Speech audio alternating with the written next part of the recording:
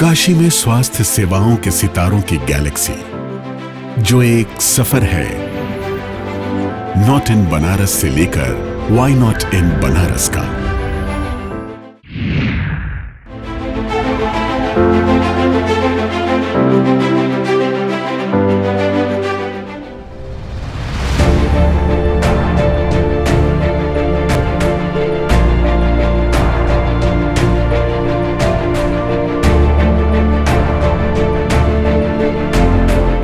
नमस्कार दोस्तों, आज हम गैलेक्सी अस्पताल में हैं और हम हमारे साथ जो दो डॉक्टर हैं उनमें एक डॉक्टर अविनाश वर्मा हैं, वो फोर्टिस हॉस्पिटल गुड़गांव के हैं, और आप जो हैं वो कंसल्टेंट कार्डियोलॉजी एंड इलेक्ट्रोफिजियोलॉजी के आप जाने माने डॉक्टर हैं।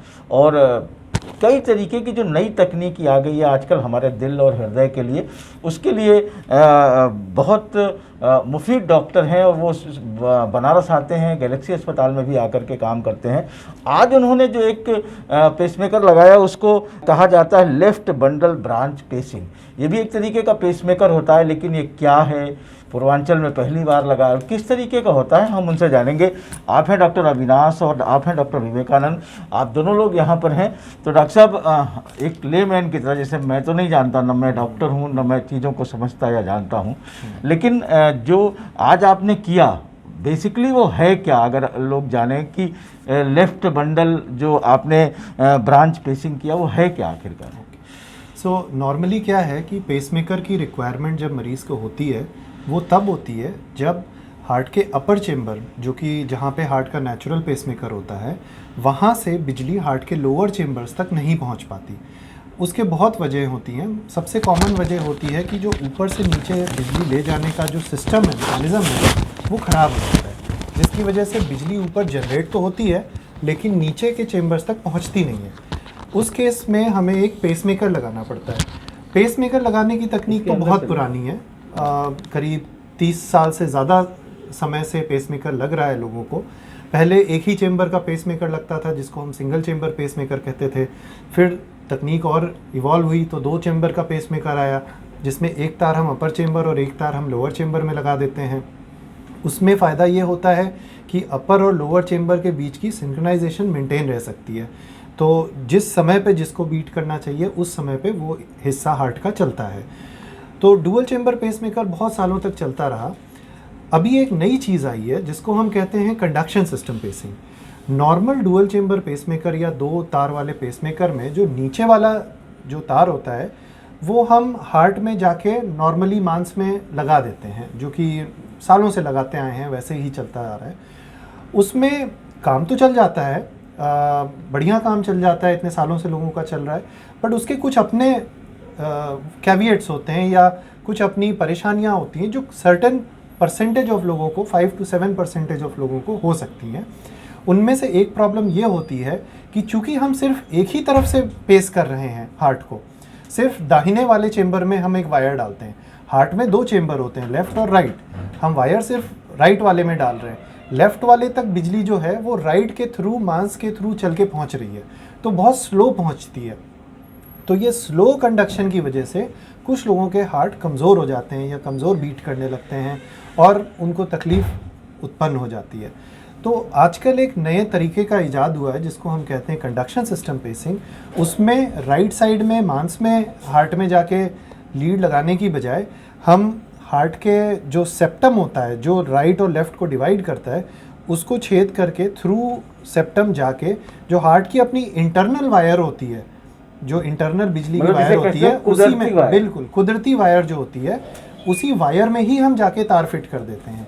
तो अब जो है, जो हम बिजली के संकेत पेसमेकर से देंगे, वो जो ब्लॉकेज है उसको क्रॉस करके हार्ट की अपनी नेचुरल वायर में चला जाएगा।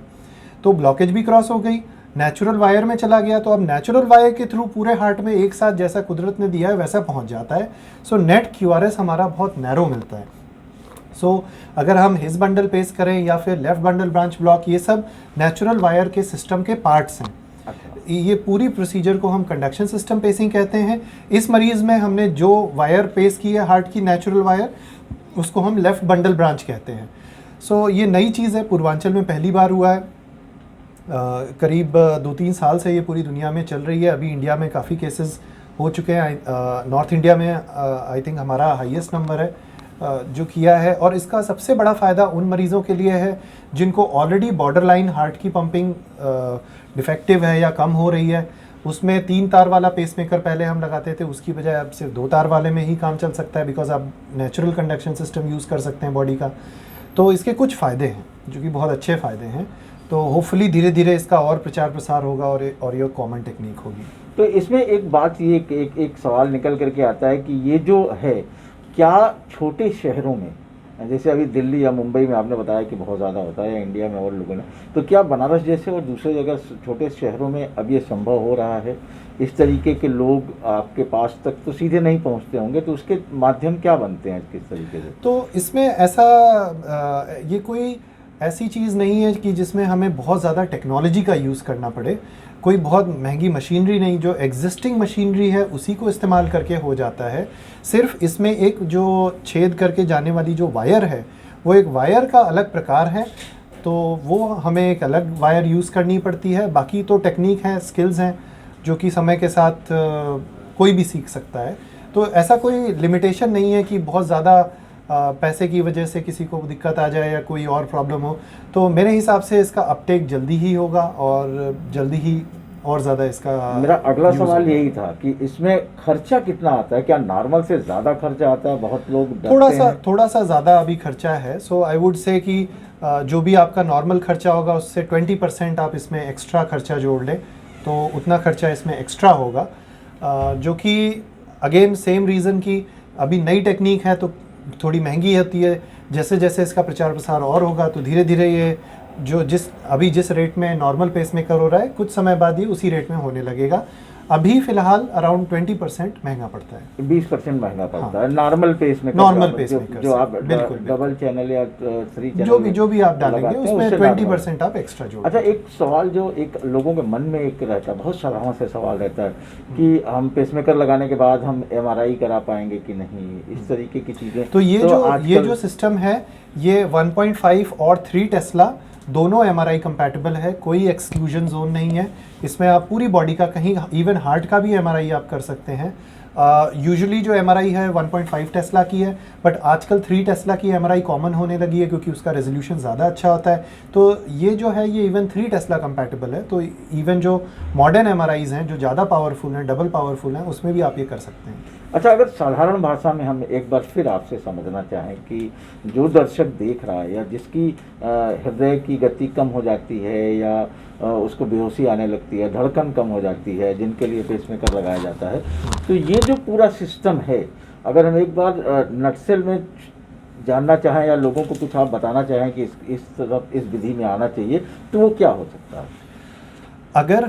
अगर आपके हृदय की गति बहुत स्लो हो रही है जिसकी वजह या तो कम बिजली बनना है या फिर बिजली का नीचे संचार ठीक से ना हो पाना है, इन दोनों केसेस में अब आपके पास एक नई टेक्निक है जिसको हम कंडक्शन सिस्टम पेसिंग कहते हैं, जिसमें हम हार्ट की जो कुदरती तारें हैं उसको इस्तेमाल करते हुए हम पेसमेकर लगा सकते हैं।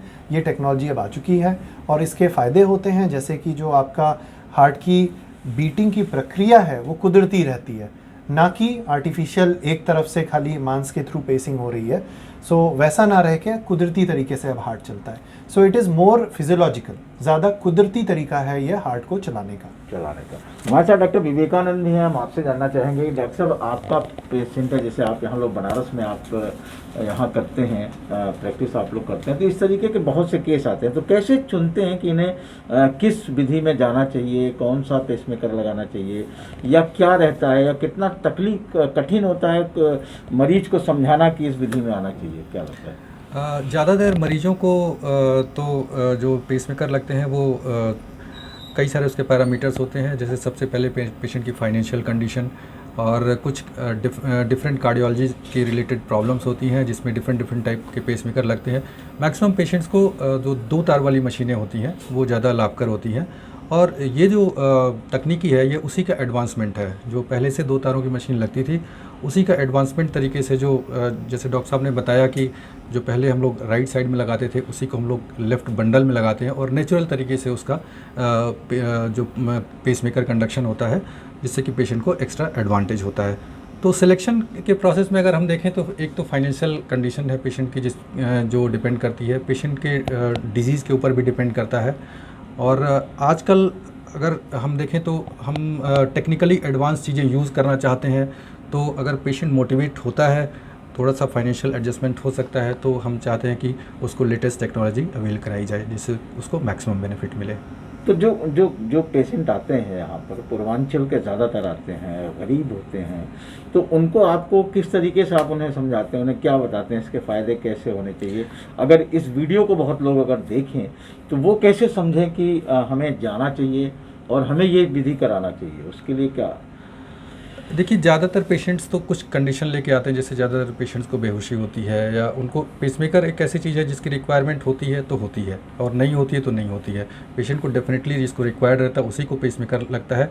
हम इस विधि के उसको फ़ायदे समझा सकते हैं कि उसके हम लोग हार्ट के फंक्शन को प्रिजर्व कर सकते हैं इस विधि के द्वारा, तो ये उसके लिए एक एक्स्ट्रा एडवांटेज होगा। इस टेक्नोलॉजी में सिर्फ ये है कि उसका जो नेचुरल तरीके से पेसिंग करके हम लोग उसके हार्ट के फंक्शन को प्रिजर्व रख सकते हैं, जो कि 10 to 20% पेशेंट्स में हार्ट का डिसफंक्शन होने लगता है, हार्ट कमज़ोर होने लगता है, उसको जो है हम प्रिवेंट कर सकते हैं। अच्छा, इसके बाद पेशेंट कितने दिनों में नॉर्मल हो जाता है?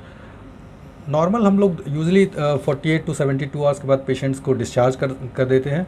उसके बाद वो अपनी रूटीन एक्टिविटी तो कर सकता है, जो घर में वॉकिंग वगैरह कर सकता है, बट आफ्टर 1 वीक हम लोग स्टिचेज वगैरह रिमूव कर देते हैं एंड ये समझिए कि हफ्ते 10 दिन के बाद से वो अपना फंक्शनल हो जाता है। जो स्टिचेज वगैरह होती हैं वो आमतौर पे लगभग 2 से 3 हफ्ते में पूरी तरह से हील हो जाती हैं, तो हम ये कहें कि 1 महीने के बाद पेशेंट लगभग अपने नॉर्मल कंडीशन में आ जाता है और फिर अपना रूटीन काफी समय तक चलता है या कुछ 10-20 साल बाद या 25 साल बाद फिर उसको कुछ कराना पड़ता है? नहीं, इसमें बैटरी की लाइफ होती है, जो ये एक्चुअली इलेक्ट्रॉनिक इंस्ट्रूमेंट है, तो इसकी बैटरी होती है, बैटरी धीरे धीरे करके ड्रेन होती है।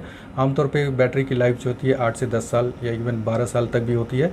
तो पेसमेकर को समय समय से चेक कराना होता है, 6 से 8 महीने पर हम लोग उनको बुलाते हैं चेक करने के लिए, और जब बैटरी की अवस्था ऐसी होती है कि उसको चेंज करना है तो हम लोग उसको पेशेंट को इन्फॉर्म करके उसको 8 से 10 साल के बाद चेंज कर दिया जाता है। ठीक है, बहुत बहुत धन्यवाद डॉक्टर साहब। तो आपने देखा कि बनारस में वो चीज़ पूर्वांचल में पहली बार हुआ जो अब तक दिल्ली या मुंबई में था, यानी जो एक गैलेक्सी अस्पताल का कॉन्सेप्ट था कि वाई नॉट इन बनारस, कि बनारस में वो चीज़ें क्यों नहीं, तो वो चीज़ें अब धीरे धीरे हो रही हैं। विज्ञान भी बहुत आगे और तरक्की कर रहा है, तो आपके शहर में, आपके घर में और आपके पास वो डॉक्टर हैं, वो तकनीकी है, लिहाजा इस तरीके की कोई भी बीमारी हो तो आप ज़रूर संपर्क करिए अपने डॉक्टरों से। अगले वीडियो में फिर हम आपसे मिलेंगे किसी नई चीज़ की जानकारी के लिए। तब तक के लिए नमस्कार। नमस्कार।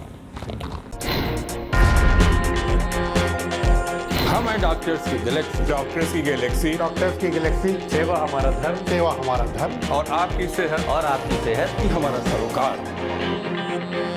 आधुनिक सुविधाओं से लैस पूर्वांचल का सबसे जाना माना hospital, Galaxy hospital, Mahmoorganj, Varanasi.